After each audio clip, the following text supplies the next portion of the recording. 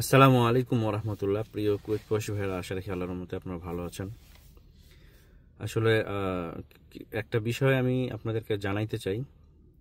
আমার এই ভিডিওটা আপনারা অবশ্যই শেয়ার করে দিবেন, যাতে বাংলাদেশে যারা কুয়েতে আসবেন, এই যে কি বলে নার্সের ভিসায়, ঠিক আছে, তাদের বিশেষ করে এই ভিডিওটা কিন্তু খুব দেখা জরুরি। কারণ আসলে চুপ করে থাকলে তো হয় না, ঠিক আছে। কারণ আমি যদি যে বিষয়গুলো জানি, এগুলো যদি আপনাদের সাথে শেয়ার না করি, তাহলে আপনারা জানবেনও না এবং আপনারা সেই ভুলের মধ্যে পা দিবেন। তো ঠিক আছে, আমি যেই বিষয় বলতে যাচ্ছি, মাননীয় রাষ্ট্রদূতকে আগে ধন্যবাদ দিয়ে নিই। কারণ তার প্রচেষ্টায় আবার হয়তো কুয়েতে নতুন করে বোয়েসেল এর মাধ্যমে এই যে নার্সিং ভিসায় মানুষ আসবে, ঠিক আছে। মানুষ বলতে মেয়ে মানুষরাই তো আসে এটাতে। তো এখন আমি যেটা বলতে চাচ্ছি, যে আসার আগে আমি আপনাদেরকে কিছু তথ্য দিয়ে দিই। প্রথমত হচ্ছে যেই বিষয়গুলো জানা গেছে বিভিন্ন সোর্সের মাধ্যমে, তথ্য আমি যেটা পাইছি, সেটা হচ্ছে ইন্ডিয়ান বা যারা হাসপাতালে নার্সের চাকরি করে, তাদের বেতন কিন্তু 600 থেকে 700 দিনার হয়ে থাকে। কিন্তু আমাদের বাংলাদেশি মেয়েরা যারা নার্সিং ভিসায় আসতেছে, তারা কিন্তু 350 দিনার বেতন পেয়ে থাকে। এবং এই বেতনটা যদি সুন্দর 1 তারিখে, 2 তারিখে, 5 তারিখে এরকম সময় দিয়ে দেওয়া হতো, তাহলে কিন্তু তারা যে পরিশ্রমটা করে, ভাই, অমানবিক পরিশ্রম, আমি একটু বলতেছি একটু পরেই, হ্যাঁ, তাহলে কিন্তু তারা একটু শান্তি পাইতো না। বেতনটা তো সময় মতো পায়, কিন্তু না, এই বেতন কিন্তু কখনো 10 তারিখ, কখনো 11 এবং এটা 15 তারিখ পর্যন্ত চলে যায়, ঠিক আছে। এবং প্রথম মাসে তো বেতন দেয়ই না। আর গতবারে, মানে যেবারে এই প্রথমবারে যে আসছিল বোয়েসেলের মাধ্যমে, তারা তো 5 মাস বসেছিল। 5টা মাস বসে থাকা, এটা কিন্তু অনেক কষ্টের ব্যাপার। তো যাই হোক, হয়তো পরবর্তীতে যারা আসবে হয়তো তারা বসে নাও থাকতে পারে, বাট আমি জানি না। কারণ অনেক সময় এই নার্সগুলো আসার পরে এগুলো হাসপাতালের সাথে পেপার কন্ট্রাক্ট সবকিছু বুঝে নিতে একটু সময়ের দরকার হয়। তখন কিন্তু হইতে পারে 1-2 মাস 3 মাস বসে থাকতেও পারে।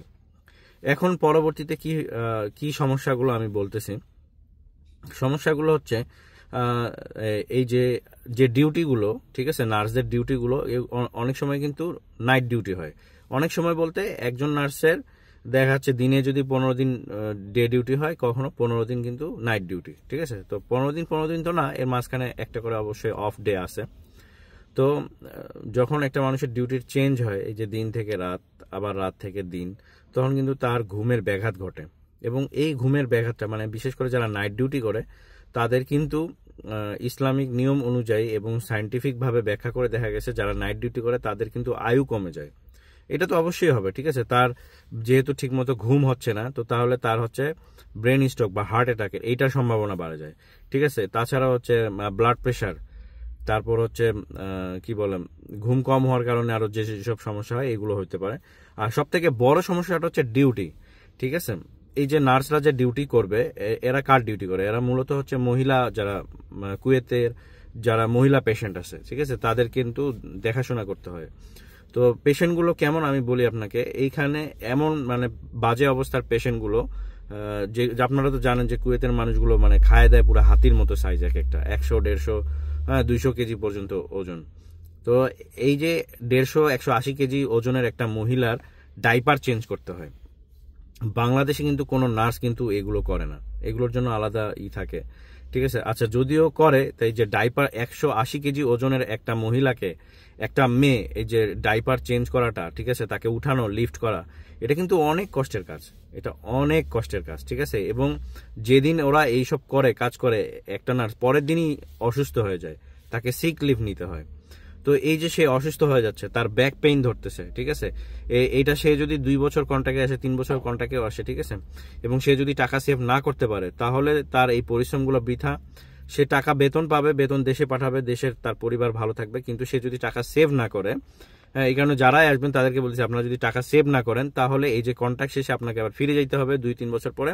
এবং আপনার মানে যে স্থানটা, আগে আপনি যেমন ছিলেন জিরো পজিশনে, আবার কিন্তু জিরো পজিশনে চলে যাবেন, ঠিক আছে। কারণ কুয়েতে এই যে আপনার নার্সিং এর কন্ট্রাক্ট শেষে আপনাকে আবার ফিরে যেতে হবে, ঠিক আছে। আবার যারা ম্যানেজমেন্টে আছেন, যেমন মনে করেন যে সুরি, মাসরি, প্রজেক্ট ম্যানেজার, সুপারভাইজার, এরা কিন্তু হচ্ছে আরবি ভাষার লোক, ঠিক আছে। তো ওরা একটু শিক্ষিত থাকে, তাদের সাথে ইংলিশে কথা বলা যায়।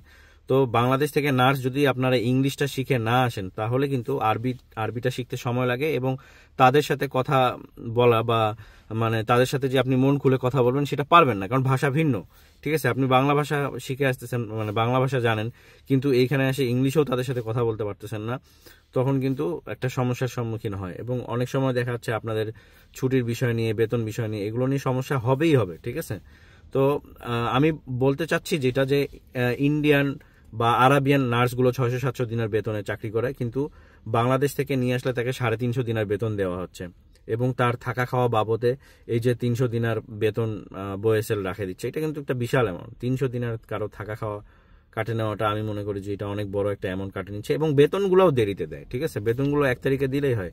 কুয়েতে কিন্তু নিয়ম আছে রানিং মাসে বেতন দেয়, অথবা পরের মাসে যায় 1 থেকে 5 তারিখের মধ্যে বেতন দেয়, কিন্তু এই যে বোয়েসেল কোম্পানি বেতন দেয় 10 থেকে 15 তারিখে।